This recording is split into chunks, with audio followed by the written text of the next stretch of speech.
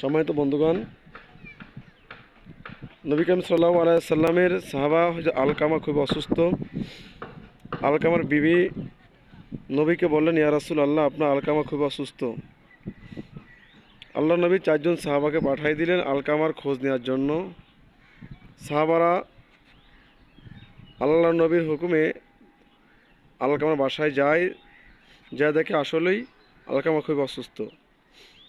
তখন সাহাবারা আলকামাকে কালেমা তালকিন দিচ্ছিল, কিন্তু আলকামা কালেমা উচ্চারণ করতে পারছিল না মুখে।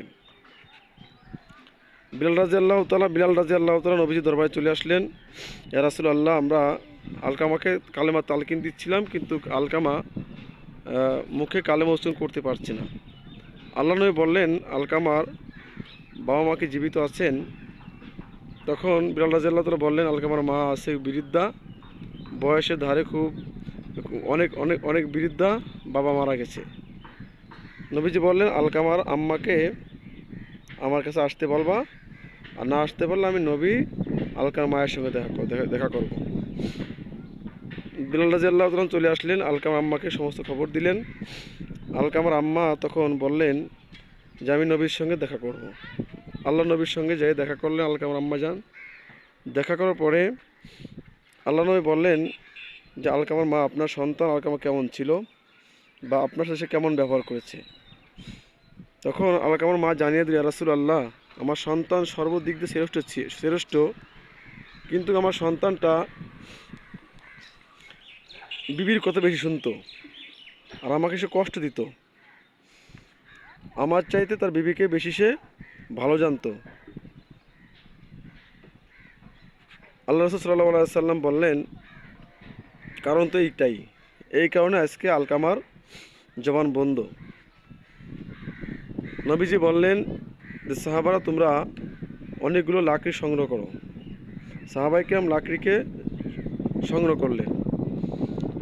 আলকামার আম্মাকে বললেন, আপনার আলকামাকে এই লাকড়িতে আগুন দিয়ে জ্বালিয়ে দেওয়া হবে, এটা তো দুনিয়ার বিচার, যদি আপনি না মাপ না করেন। কারণ আপনার আলকামার জবান বন্ধ হয়ে গেছে আপনাকে কষ্ট দেওয়ার কারণে।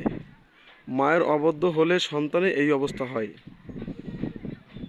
এখন আলকামার মা বলতেছে, ইয়া রাসূলুল্লাহ, আমি আমার আলকামাকে মাফ করে দিলাম। আল্লাহ নবী বললেন, সাহাবা, যাও এবার আলকামাকে কালেমা তালকিন দাও। আলকামা রাদিয়াল্লাহু তাআলা তিনার দরবারে সাহাবায়ে কিরাম গেলেন এবং আলকামাকে কালেমা তালকিন দিলেন। এদিক দিয়ে মায়ে যখন আলকামাকে মাফ করে দিল, সঙ্গে সঙ্গে আলকামার মুখ দিয়ে বের হয়ে গেল, লা ইলাহা ইল্লাল্লাহ মুহাম্মাদুর রাসূলুল্লাহ সাল্লাল্লাহু আলাইহি ওয়াসাল্লাম।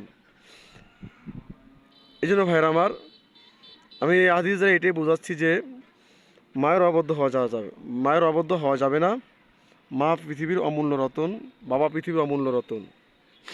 এই জন্য বাবা মাকে হৃদয় থেকে, অন্তর থেকে ভালোবাসতে হবে। যদি আমি আমার মাকে বাবাকে ভালোবাসতে পারি, আল্লাহর জান্নাত পেয়ে যাব। আর যদি আমি আব্বা আম্মাকে ভালো না বাসি, যত ইবাদতবন্দি করি না কেন, এটা কোনো কাজে আসবে না। যেরকম আলকামা ছিল, আলকামা কিন্তু অন্য দিক দিয়ে খুব শ্রেষ্ঠ ছিল, কিন্তু তার মাকে সে ভালোবাসতো না, মায়ের স্থানে বিবিকে অত্যন্ত ভালোবাসতো।